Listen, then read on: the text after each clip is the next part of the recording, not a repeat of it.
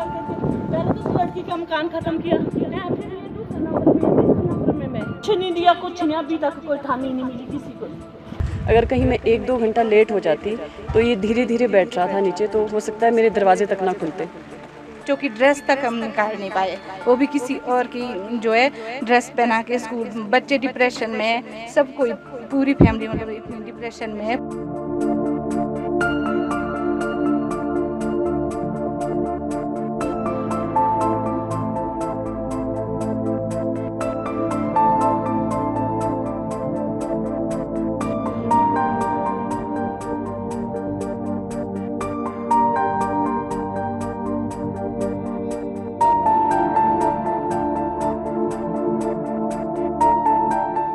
घर बनाना, एक आशियाना बनाना हर किसी का सपना होता है और इंसान की पूरी ज़िंदगी की कमाई शायद इसमें लग जाती है। शिमला के भट्टा कुफर में इस समय हम मौजूद हैं, जहाँ पर करीब 1 हफ़्ता पहले तेज़ आवाज़ आती है और 5 मंजिला मकान ज़मीन में समा जाती है।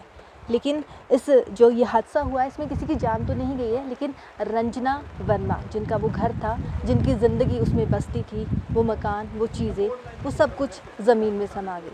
इस समय रंजना जी हमारे साथ मौजूद हैं, उनसे हम जानेंगे कि उस दिन दहशत क्या कुछ हुई थी और पूरी कहानी उस दिन की। 15 मिनट में मैम ये हादसा हुआ है।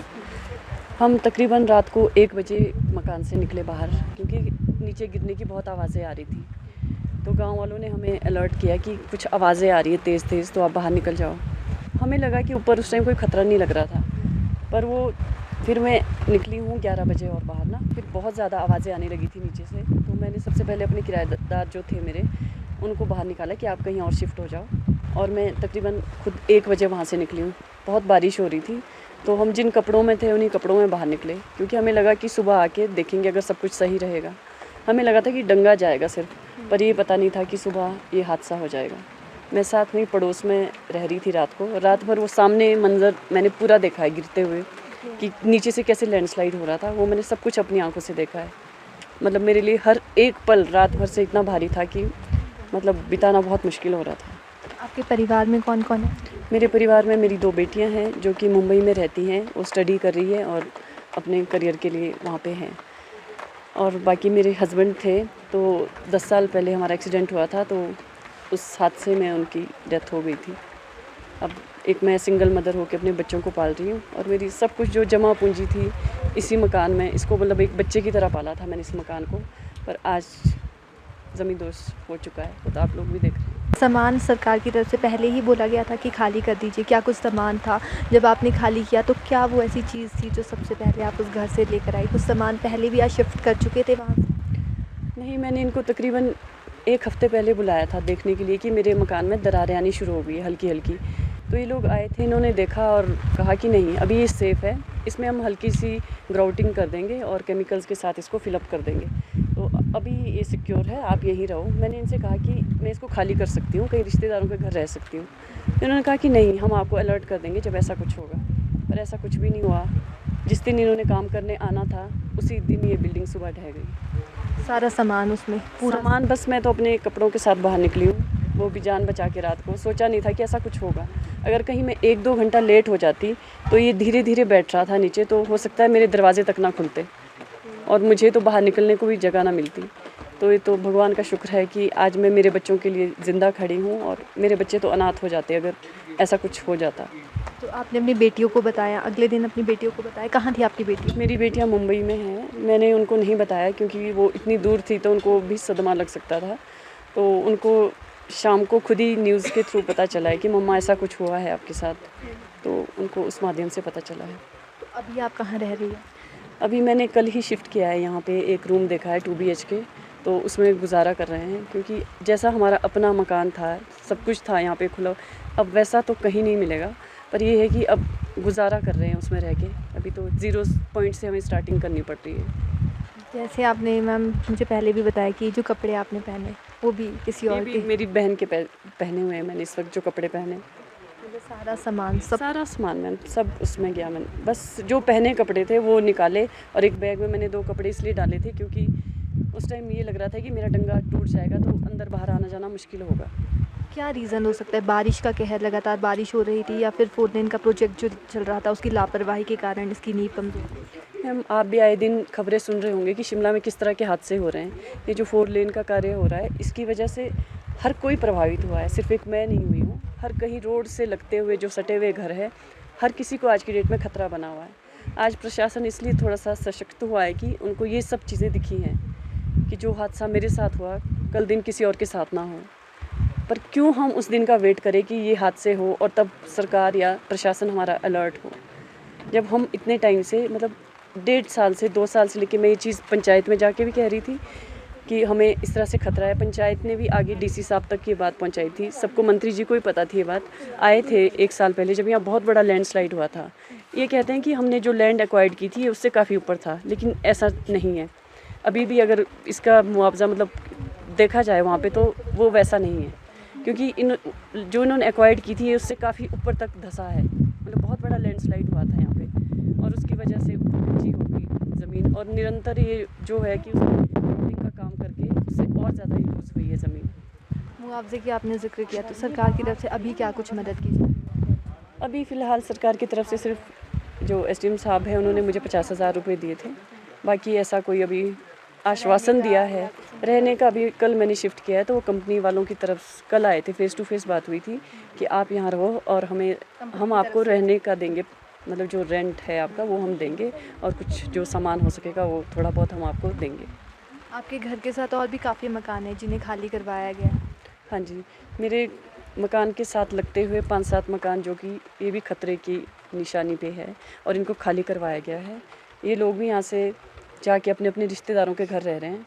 किसी के पास अभी रहने का कोई उचित व्यवस्था सरकार की तरफ से या किसी की तरफ से भी नहीं की गई है, तो ये लोग अभी दूसरों के घर में जाके रह रहे हैं। मैं रीना रपटा, जो रंजना जी का मकान क्षति पूरा ध्वस्त हुआ है, उसके ही बगल में हमारा मकान है। मतलब हमारा मेन गेट जो है पूरी तरह से ग्राउंड फ्लोर डैमेज हो चुका है, ना ही कोई हम सामान वगैरह निकाल पाए, खाली जान बचा पाए अपनी। आप भी उसी दिन उसी रात हाँ, को आगे रात को नहीं, सुबह के टाइम, मतलब जैसे ही 7 बजे थोड़ा आवाज़ें आने लगी तो मैं निकल के सामने ही, बिल्कुल सामने खिड़की से मेरे को दिखता है, मैं बच्चों को तैयार कर रही थी स्कूल के लिए, और जैसे ही मेरे को आवाज़ें लगी और मैं रंजना जी को कॉल करने लगी, मैंने कहा नीचे उतर जाओ आपका मकान में आवाज़ें जैसी आ रही है, और इन्होंने बोला कि मैं रात को निकल गई, आप निकल जाओ जैसे कैसे। तो हमने जो है, बुज़ुर्ग लोग भी थे, पेशेंट लोग भी थे, मेरे दीदी की जो फैमिली ग्राउंड फ्लोर में रहती थी, छोटा बच्चा था, तो हम जो है बैक डोर से निकल गए, भाग गए। मतलब खाली सिर्फ जो पहना हुआ था वही हमारे पास था। बच्चों की किताबें भी जल्दी जल्दी जो बैग में थी, बच्चों की ड्रेस तक हम निकाल नहीं पाए, वो भी किसी और की जो है ड्रेस पहना के स्कूल। बच्चे डिप्रेशन में, सब कोई, पूरी फैमिली मतलब इतनी डिप्रेशन में है, पूरा मोहल्ला जो है डिप्रेशन में इस टाइम। सिर्फ जान ही बचाई है सबने, चुप, मतलब भाग गए जान बचा के जैसे कैसे सड़क में। तो अभी कहाँ रह रहे हो आप? अभी हम अपने रिश्तेदार के घर में ही रह रहे हैं। तो अभी सरकार की तरफ से कुछ मदद की गई? नहीं रहने का मैम, उनके अभी कोई भी ऐसा वो नहीं मिला है। कहा था डीसी साहब ने कि 2-3 दिन में हो जाएगा प्रबंध, पर अभी ग्राउंड में तो अभी कुछ भी नहीं हुआ है। आश्वासन सब तरफ से मिल रहे हैं, पर हुआ कुछ नहीं। तो स्कूल कैसे जा रहे हैं रिश्तेदारों के स्कूल, घर हाँ से? जी, डिप्रेशन में। एग्ज़ाम है बेटी का, पर एग्ज़ाम भी नहीं दे पा रहे हैं, घर में ही। मैम, आपका नाम? मेरा नाम चंदा देवी है। आपका मकान भी इनके घर के साथ? हाँ, बिल्कुल साथ ही है। और मेन गेट जो रीना जी ने बोला, मेन गेट वो बिल्कुल क्षतिग्रस्त है। ग्राउंड फ्लोर हमारा पूरा डैमेज हुआ है। बाहर निकलने के लिए, आने जाने के लिए भी रास्ता नहीं है, और अपनी जान निकाल के निकले हैं, जैसे कैसे भी अपनी जान बचा के बड़ी मुश्किल से निकल पाए हैं। हम तो सुबह के टाइम ही निकले हैं, तो बाकी